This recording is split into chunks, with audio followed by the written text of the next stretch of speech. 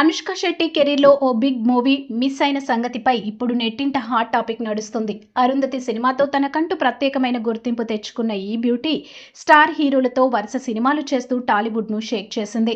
అయితే power star Pawan కళ్యాణ్‌తో మాత్రం ఇప్పటివరకు ఒక్క సినిమాలో కూడా నటించలేదు. కానీ ఒక సినిమా మాత్రం వీరి కాంబినేషన్‌లో రాబోయి మిస్ అయ్యిందని తెలుస్తుంది. పవన్ కళ్యాణ్ 2006లో చేసిన బంగారం సినిమాలో హీరోయిన్‌గా అనుష్కనే తొలుత ఫైనల్ చేశారని ఇండస్ట్రీలో ఓ వార్త వినిపించింది.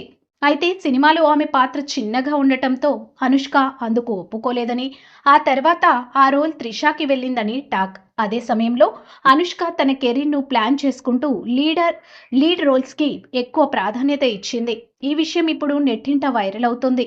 అప్పట్లో పవన్, అనుష్క కాంబో వస్తే ఎలా ఉండేదో అనే చర్చ అభిమానుల్లో నడుస్తుంది. కానీ ఇప్పటికీ వీరిద్దరూ స్క్రీన్‌పై కలిసి రాకపోవడంతో ఫ్యాన్స్‌కి ఓ చిన్న మిస్ అయ్యే ఫీలింగ్‌నే మిగిల్చింది.